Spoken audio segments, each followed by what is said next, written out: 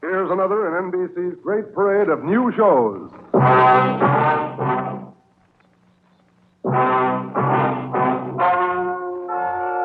Ladies and gentlemen, the story you are about to hear is true.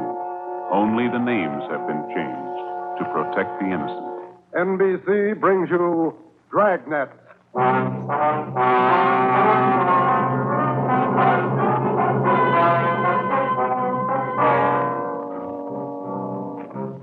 You're a detective sergeant. You're assigned to homicide detail. A 22-year-old girl has disappeared. A letter has been received. It demands $30,000 for the girl's return. The letter is signed, The Wolf. Your job, get him. Dragnet, the documented drama of an actual crime, investigated and solved by the men who unrelentingly stand watch on the security of your home, your family, and your life. For the next 30 minutes, in cooperation with the Los Angeles Police Department, you will travel step by step on the side of the law through an actual case, transcribed from official police files. From beginning to end, from crime to punishment, Dragnet is the story of your police force in action.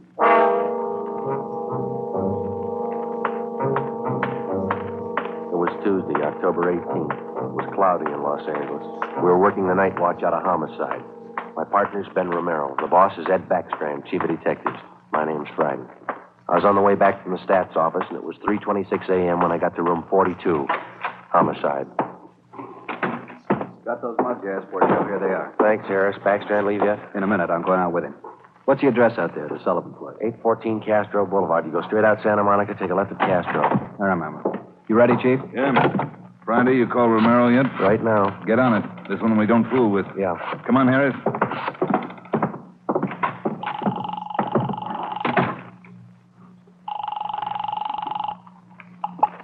Hello? Sorry to wake you, Ben. This is Joe. How you feeling? Oh, hi, Joe. What time is it? 3:30 a.m. How do you feel?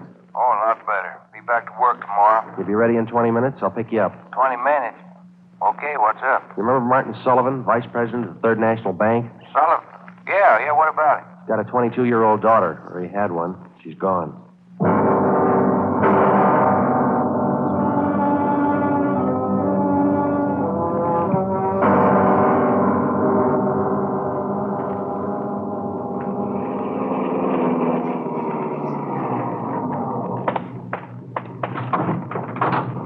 Look, you made good time, Joe. Where are we headed? Sullivan home out on Castro Boulevard. Ed's out there now with Harris. Any leads to work on? No, nothing so far. The girl disappeared a little before 1 o'clock yesterday afternoon. At 11 last night, he got a letter. They want $30,000. Sullivan hasn't got that kind of money. Yeah, I know it. Poor guy's almost out of his mind. Fill me in. How did it happen? Well, the guy took the girl out of business school. He had her called out of class. Told her father was sick, said he was a friend of the family. Well, how about the teachers? What was their story? Said the girl didn't want to go with the man at first, but he finally talked her into it. Kept telling her father was dying. That's about as low as they come. Yeah. Did he use a car? Witnesses said it was a blue sedan. They didn't get the license number or the make. Did they remember what the guy looked like? About 5'9", 160, brown suit, dark hair. Nothing else? No. Here's a copy of the letter. The usual. Read it. Yeah. I have your daughter, Judy. Get, what's that? $30,000. $30,000 quick if you want her back alive. Don't call police or I'll kill her. Contact you later. Signed, what was it? The Wolf. Oh, Wolf, huh? I could think of a better name. Come on, here we are. Who's got the original note, Joe? Lee Jones down at the crime lab. He's checking it for prints and handwriting. Well, if he was... Oh, hi, David. Right on the house, boys. Chief's waiting for you. Thanks, Dave.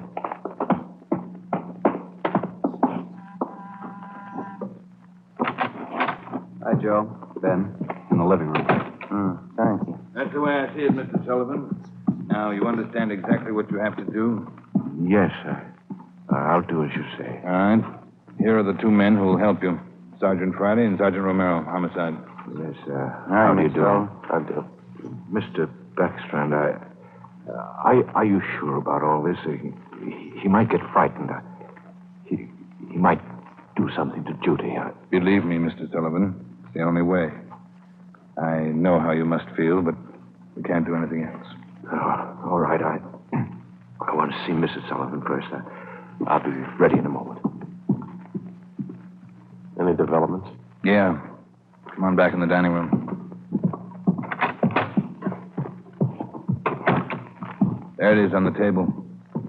Second note from the guy. Telegram. When'd this come? About half an hour ago. Guy phoned it into Western Union from a public booth. Couldn't trace it. I see, Joe. Yeah.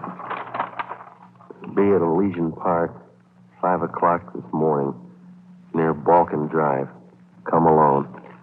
Bring 30,000. Will return girl. Don't tell cops. Kill her if you do. The wolf. 4 a.m. now, Skipper. Not much time. I know it. We'll have to do as he says. No other way. Then Sullivan's going out there alone? You're going with him, you and Romero. You'll be hidden out in the trunk of the car. Any plan? Get him. That's all.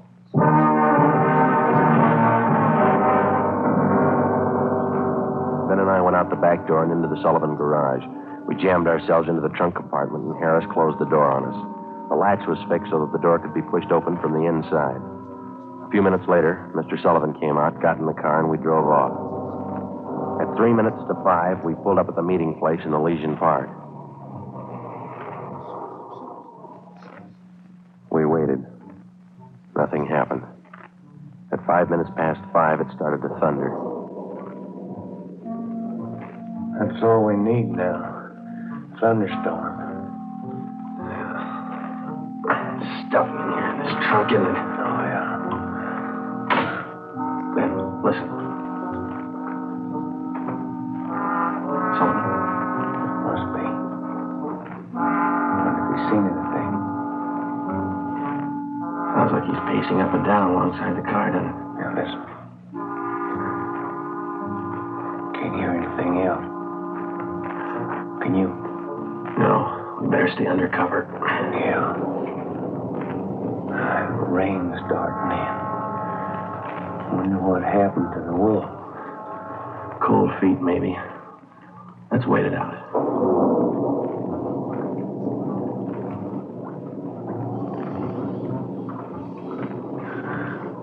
Joe. Yeah. What time you got now?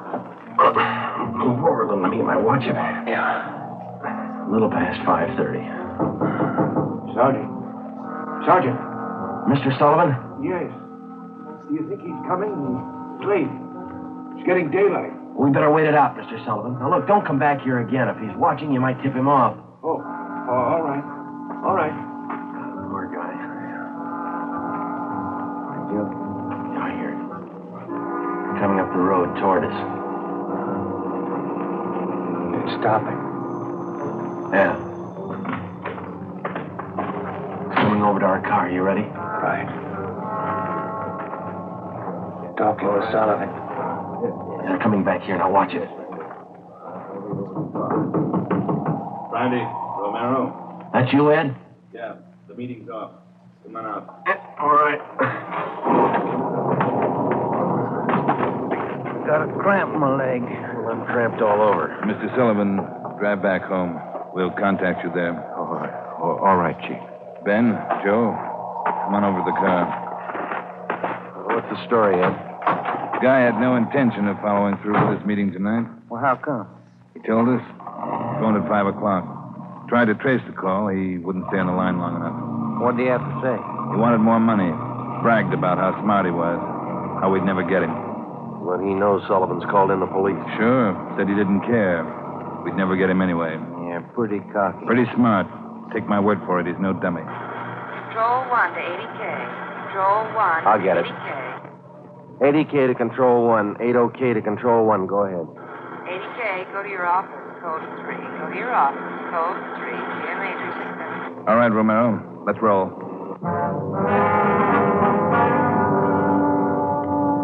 More than 12 hours had passed since word of Judy Sullivan's disappearance had been phoned in a homicide. During that time, an all-points bulletin containing the descriptions of the suspect, his car, and the girl had been sent out on the teletype to law enforcement agencies throughout the area. The same descriptions were broadcast over the police radio every hour. The Sullivan home had been placed under strict surveillance, and Mr. Sullivan instructed not to contact the suspect without knowledge of the police. He'd raised almost $10,000 in cash to buy him off. The serial number on each one of the bills had been copied by a police stenographer and then rechecked by a homicide officer. So far, the Wolf, as he called himself, had made 3 separate contacts, but he'd covered his tracks well. We knew that he was somewhere in the city, 500 square miles of it, and we knew we had to find him fast. It was 18 minutes past 6 when we got back to homicide. Hi, Chief. Fellas. You got something for us, Mac? Here, this letter. Special delivery. Came in about 25 minutes ago. Can I see that, Mike?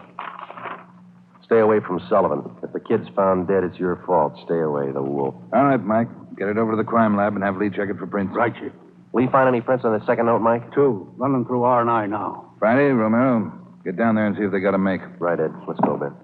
Who's watching the Sullivan house beside Harry? Carpenter and Davis. Backstrand's afraid the girl's father will try to make a deal with the guy. Has he tried it yet? No, he hasn't yet. You couldn't blame him if he did. Worried sick. Oh, yeah. Here we are. Hi, fellas. Just coming down to see you. You got something, Larry? Those 2 prints Lee Jones listed off that letter got a make on them from the single print file. Good, Larry. Let's see, huh? There it is. Pull the whole package on him. Donald Alfred Kiefer. Looks like a real bad one, doesn't he? Donald Alfred Kiefer, male, Caucasian, age 29, 5 feet 8 inches, 170 pounds, brown eyes, dark brown hair. He had 1 previous arrest for forgery in Los Angeles 10 months before. Kiefer's occupation at the time of his arrest was listed as bank clerk at the Third National Bank. Ben went back into the files and pulled the crime report. Then we called Ed Backstrand. There's the answer, Skipper. At the time Kiefer pulled that forgery job at the bank, Mr. Sullivan was one of the vice presidents. Go on. Sullivan was the one who preferred charges against Kiefer and saw that he was prosecuted. Where's this Kiefer now? Let me see. He was placed on probation, and on May 16th this year, he returned to his home in Omaha, Nebraska. That's 1380 Mackinac Avenue. All right, Romero. Get Omaha on the phone and have them check out Kiefer. Right, Skipper? Friday, take Kiefer's package and this note down to Don Myers. Have him check the handwriting. And get over to the crime lab and see what Jones lifted off that last letter we got. All right, Ed. The faster we work, the faster we'll put this guy behind bars. Now move.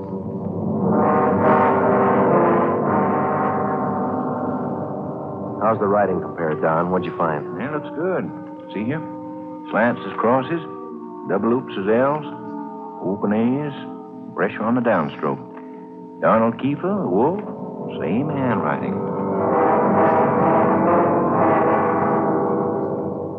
Lifted 3 prints off this last note, Joe. Brought them out with the iodine fume gun. They match with the first. Thanks, Lee. Did you find anything else? I don't know if it'll help you much. We examined the paper for watermarks and texture. Both notes are written on the same kind of paper. Impressions show both pieces of paper from the same tablet.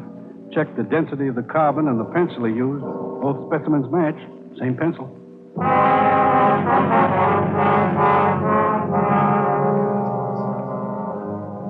By mid-afternoon, Donald Kiefer's description had been broadcast throughout the area. Bulletins were dispatched to all departments, and an APB was teletyped for the entire state. Men were stationed at every post office in the city to watch for notes that might come through the mail. The bus depots, railroad terminals, the airports, and all the main roads leading out of the city were under strict surveillance. The entire Los Angeles area was broken down into single square-mile districts, and a house-to-house canvass was started. A squad of men were assigned to cover each square mile. Outlying towns and cities were requested to do the same. By 5 o'clock that afternoon, the greatest Dragnet operation in the history of the city was underway. We were sure Donald Kiefer was somewhere inside. At 12 minutes past 5, Ben got the call back from the Omaha police. Yeah, I got it. 6 X-ray 419. Nebraska place, right. Well, thank you a lot. Yeah, bye. They had a make on the car. Lots more. The Omaha cops are looking for Kiefer, too. Want him for a robbery there 2 months ago. Yeah? In that robbery, he used a stolen 1939 blue sedan. Nebraska license plate, 6 X-ray 419. How about his family and his friends back there? They all been checked? Yeah. Well, get that car description to communications, huh? APB, teletype, and broadcast. I'll tell Ed. Yeah, right, Joe. Friday, Romero. Yeah, Ed. What are you tied up with? Well, just got a call from Omaha. Make on Kiefer in the car. Give it to me. You two get out to the Sullivan house fast as you can. See Harris. What's happened, Skipper? Martin Sullivan's disappeared. All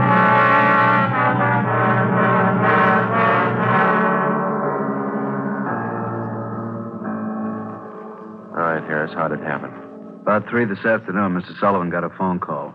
Said he had to go down to the bank. I went with him. He had me wait in the reception room, and he went in his office. After waiting 10 minutes, I got suspicious and went in. He was gone. That's it. Did he get any more money? This morning, $5,000. Did you get the serial numbers off the bills? Yeah. Shouldn't have let him get out of my sight. Forget it. Right now, we've got to find out where he's gone to meet Kiefer. Did you talk to Mrs. Sullivan about it, Harris? She says she doesn't know anything about it. Let's try her again. Come on, let's go inside. All right, fellas. All right. Where's Mrs. Sullivan, Dave? Back in the sitting room, lying down. Doctor's with her. Come on. What time you got, Ben? 6:35. I'll get it. Hello? Where are you? Oh. Where are you now? Where are you now? We'll be right out. That was Martin Sullivan. He met with Kiefer out in Laurel Canyon. Did he get his daughter back? Yeah. Wrapped in newspapers.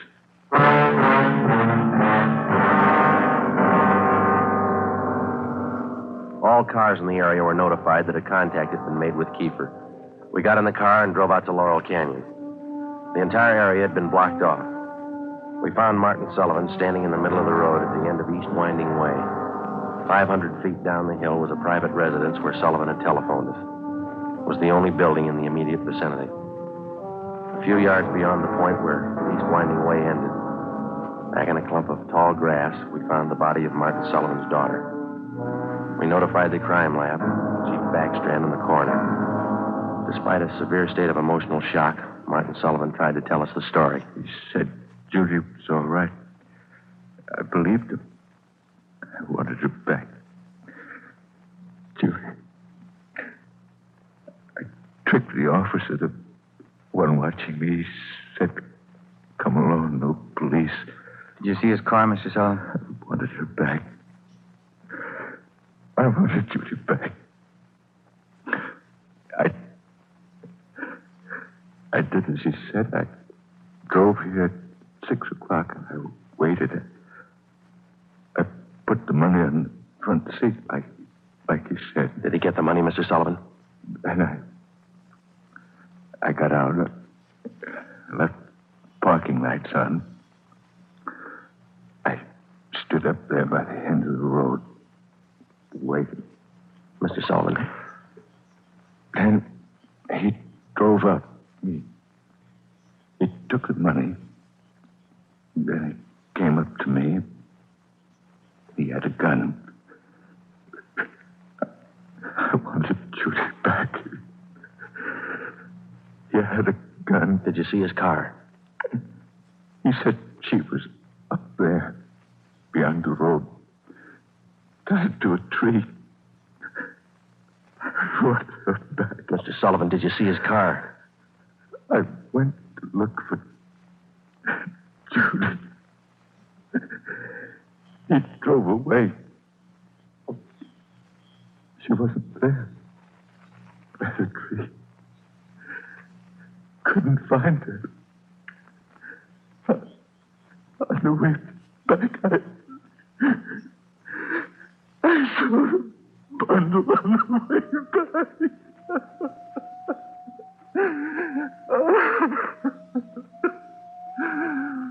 Let me find her.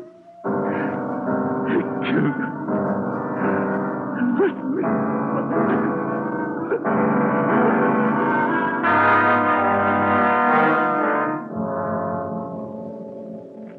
Before he went into a state of complete collapse, we showed Martin Sullivan a picture of Donald Alfred Kiefer.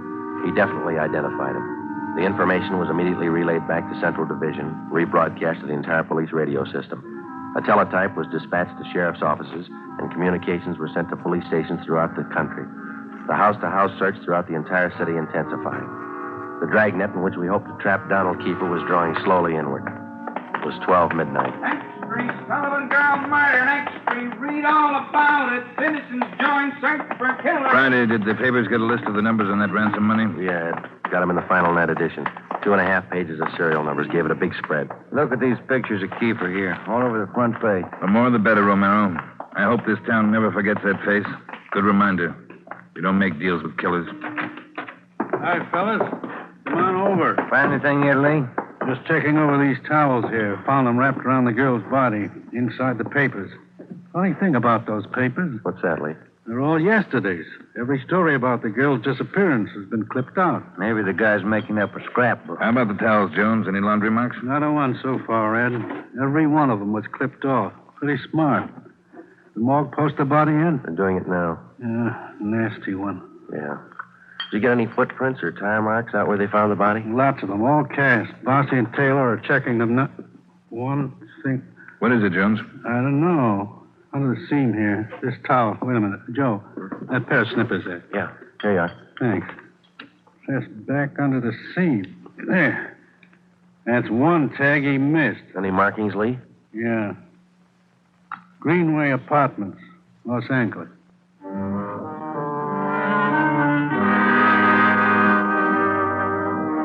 One look at the apartment was enough. In an adjoining garage, we found the car which Kiefer had used, a blue sedan.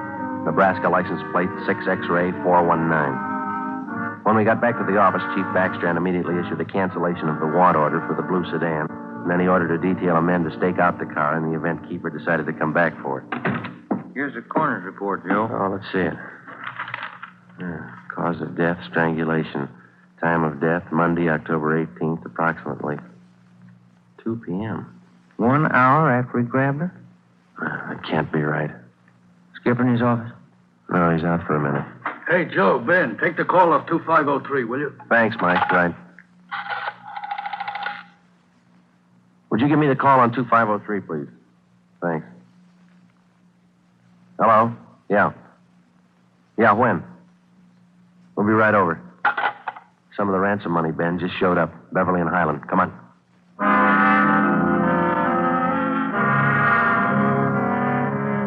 The man's name was Ralph Donahue. He operated a used car lot on the corner of Beverly and Highland. He told us that early that morning he sold a dark blue late model coupe to a man who gave his name as Fred Sims. The man paid for the car in cash.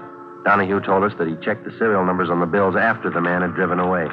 Serial numbers check out, Joe, every one of them. If I only thought to look, officer, and you know I generally do. I'm the suspicious kind anyway, but, this morning I must have been asleep. You got the full description on the car, Ben? Yeah, Joe. All right, let's get it on the air right away. I saw his mug in the paper while I was waiting for you.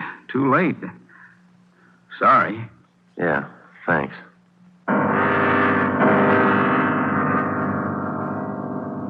At 10 minutes past 3 that afternoon, another piece of the ransom money turned up at a busy downtown department store. The clerk was unable to remember who gave her the bill. The detail throughout the general downtown area was strengthened. The house-to-house search of the entire city for Judy Sullivan's murderer went on. The afternoon dragged into the early evening. At 20 minutes to 7, Ben and I had a hamburger and a cup of coffee in the drugstore at East Broadway and 3rd. And then we got back in the car, checked with communications, and started cruising the neighborhood again. At 9 minutes to 8, a man answering the description of Donald Kiefer was seen crossing Sunset Boulevard just below Highland. 7 minutes later, the same man was reported near the intersection of Hollywood Boulevard and Las Palmas. Communications relayed the information. At 21 minutes past 8, our car, 80K, along with a dozen others, were concentrated in the Hollywood Boulevard area from Gower Street to La Brea, Franklin Avenue to Santa Monica Boulevard. At 24 minutes past 8, another piece of the ransom money was passed at a cigar store on the corner of Hollywood Boulevard and Hawthorne Street. The number of men and radio cars in the area was redoubled. Plainclothes officers were stationed at every intersection to keep an eye on pedestrian traffic. At 18 minutes to 9, the dark blue coupe which Kiefer had bought that morning was spotted parked in an alley just below Hollywood Boulevard and Cahuenga. We called Ed Backstrand. City Hall. 2503. 2503. Chief of Detectives Office, Allen. This is Friday, Mike. Chief there? Yeah, wait a minute. Just going out the door. Ed, it's for you. Backstrand? Friday, Ed. Just spotted Kiefer's car, the one he bought this morning, parked in an alley off Cahuenga. Harris and I are on our way up there now. We'll take care of the car. You take care of this call. Just came in. What do you got? The theater on the corner of Hollywood Boulevard and Fairview. The girl in the box office just took in a $10 ransom bill. Yeah? She got a good look at the man who passed the bill. She says it's Kiefer.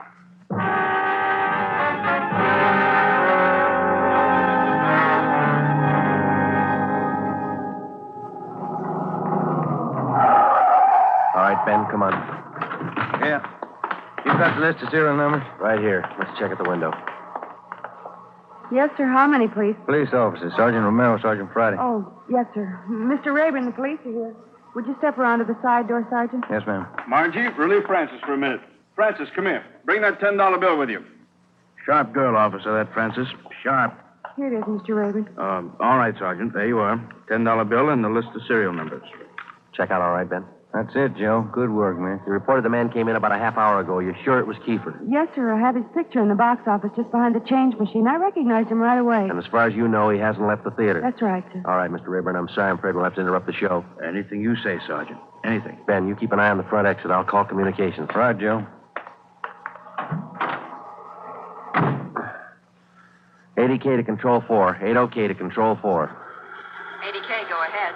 Control 4, clear all frequencies. The Sullivan murder suspect, Donald Kiefer, has been located in the theater on the southeast corner of Hollywood Boulevard and Fairview.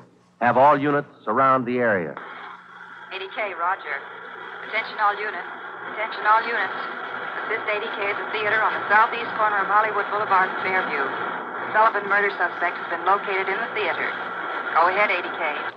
Control 4, have all units converge in the general area, Hollywood Boulevard and Fairview. Unit 62R to block off the intersection at Hollywood Boulevard and North Cherokee. Stop all pedestrian and vehicular traffic. Unit 61A to block the intersection at Hollywood Boulevard and Hudson Street. Stop all pedestrian and vehicular traffic. Unit 71 and 72R to block the alley behind the theater. Unit 66 and 67R to assist at main entrance to the theater. Within a few minutes, the 1/2 mile area around the theater was completely blockaded. Every exit and entrance to the theater was covered. At 9:23, we met Harris and Ed Backstrand in the theater manager's office. Backstrand outlined our plan of operation.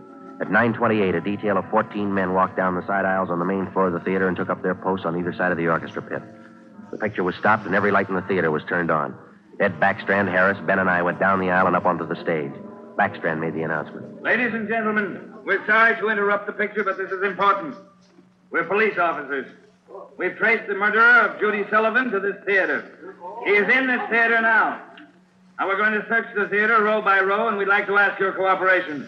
There's no need to be panicky or afraid. Those who wish to leave now may do so. Leave by the main entrance. Each one of you will be checked as you go out the door. And for the benefit of the man we're looking for, don't try to escape. Every exit is covered and the entire area is blockaded. Don't place any more lives in jeopardy. Come on, Ben.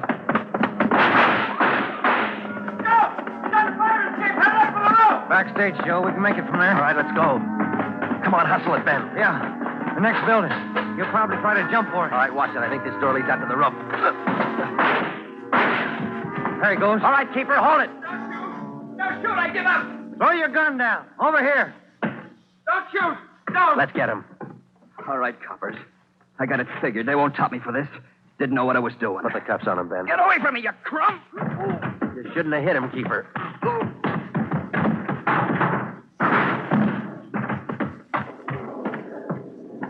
All right, Ben. Try the cuffs now. Yeah. Come on, let's get him in out of the rain. What's the hurry? Why spoil a good rain?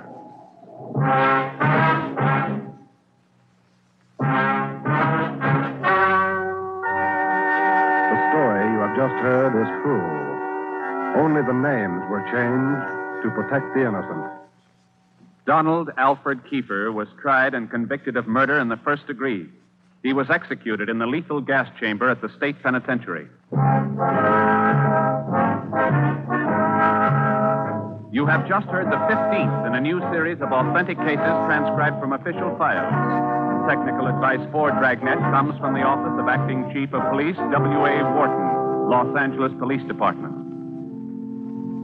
Tonight's program is dedicated to Deputy United States Marshal John B. Glenn of Boise, Idaho, who on the morning of July 31st, 1940, gave his life so that yours might be more secure.